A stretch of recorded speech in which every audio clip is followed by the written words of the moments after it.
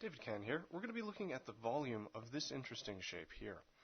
Now, this was a question that was asked to me a long time ago by a colleague of mine when I used to work in industry.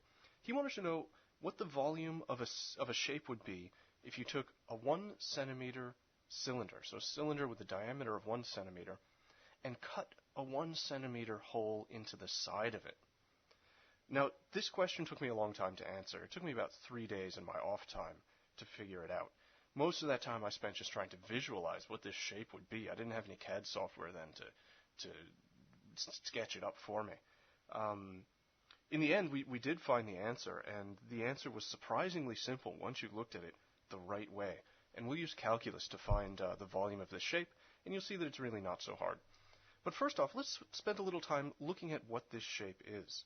I'm going to call this a cylindrical side cut. That sounds very technical. I actually have no idea what the technical name for this shape is, or even if it has a name. But we're going to construct the shape and see what it looks like. So we'll hop into Google SketchUp.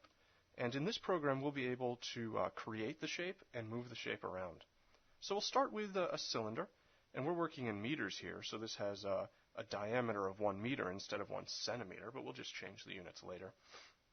And what we're going to do is we're going to take a circle with the diameter of 1 meter and cut into the side of the cylinder. So we're going to grab this tool here, and we're just going to pull that cylinder out. And what we get is this sort of a fire hydrant shape sort of thing. At this point, what we're going to do, though, is we're going to remove the excess and see what's left in the middle. And a lot of people assume that it's some kind of circle, but it's not. It's more like a half-deflated football. Now, all I've done here is I've added some lines along the side so that we can cut away the excess. So we're going to take this here, and we're just going to erase these sides. All right. And what we're left with is that cutout football.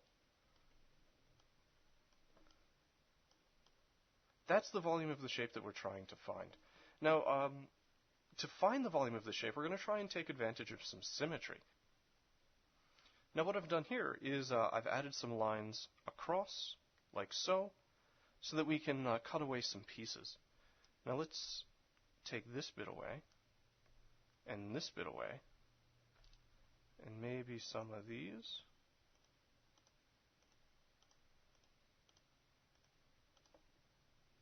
And what we're starting to see is that there's squares inside this shape. There's a square face right here,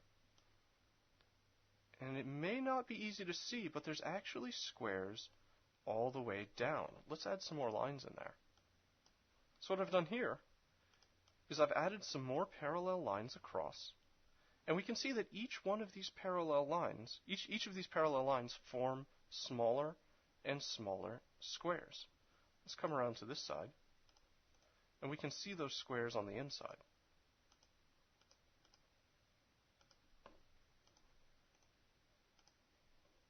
So there's one of the other smaller squares. We can see some more squares in there. So really all this shape is, if we look at only this 1/8 segment, then it's just a series of smaller and smaller squares. And each one of those squares gets smaller according to some sort of trigonometric relationship. So all we have to do is find some sort of equation which gives us the surface area of each one of these squares as we move deeper into this shape. And then we can integrate the area of the square according to volume. That's what we're going to attempt to do anyway. So let's hop back into OneNote, and we're going to try and sketch out this shape that we've been working with. So what we did was we cut out this section. And that's the section that we're going to work with in pen. So it's made of a square segment.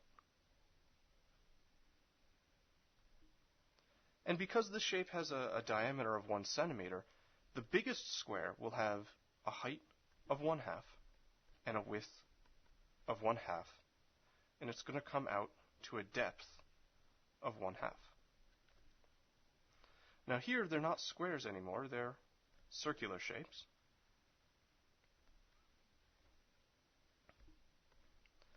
But as we move deeper into the shape, we're going to be getting smaller and smaller squares.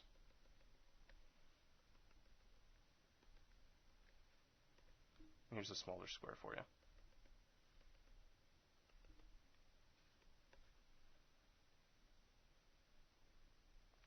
Okay, so what we're going to want to do is come up with a formula for the area of these squares. Well, we know that the area of a square is just side squared. Well, that was easy. What we need to do is we need to come up with some sort of formula, though, for the side of the square as we get deeper and deeper in the z dimension.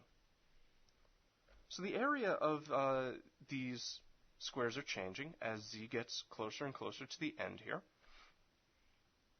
And to find that relationship, we're going to draw in a radius. Now, because this is an arc of a circle, this and this and this are all radiuses of the same circle, all radii of the same circle. And so this will have a length of 1/2 as well.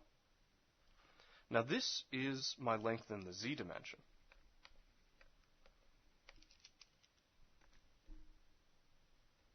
Which means that this is my side. And I have a right triangle. So if I look at a Pythagorean theorem for this right triangle, it tells me that 1/2 squared has to equal z squared plus s squared. Now I want s as a function of z, so I'll rearrange, and I'll say s squared equals z squared take 1/4. That's 1/2 squared. So now what I have is a function for s in terms of z. So I can say then that the area of each of these squares is z squared take 1/4.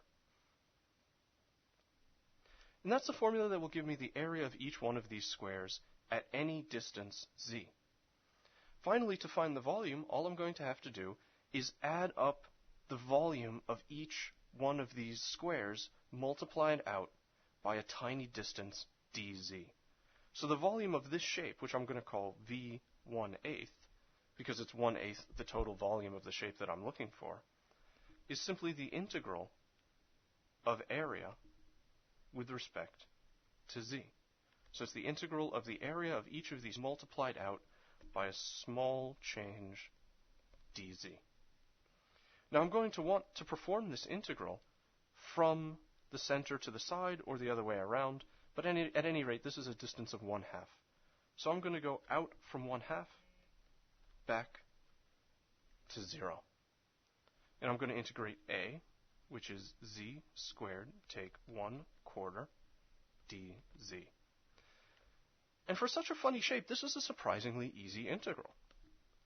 This gives us 1/3 z cubed take 1/4 z. And this will evaluate from 1/2 to 0. Now plugging into this, when I plug in 0, all of this disappears because we have a 0 term here and a 0 term here. What I'm left with is take my 1/2 term. So this is take away 1/3 of 1/2 cubed take 1/4 times 1/2. All right, distributing the negative sign in, this term becomes negative and this term becomes positive. So I get positive 1/8 from over here. Take away 1/3 times 1/2 cubed. That's 1/2 times 1/2 times 1/2. That's also 1/8. And that's the volume of 1/8 of my shape. So finally, my last step is to say that the total volume is just 8 times 1/8 of the volume. That's 8 times 1/8 take 1/3 times 1/8. All these 8's cancel. And what I'm left with is 1 take away 1/3. That's 2/3, or 0.66 repeating cubic centimeters. and that would be the volume of our funny cylindrical side cut.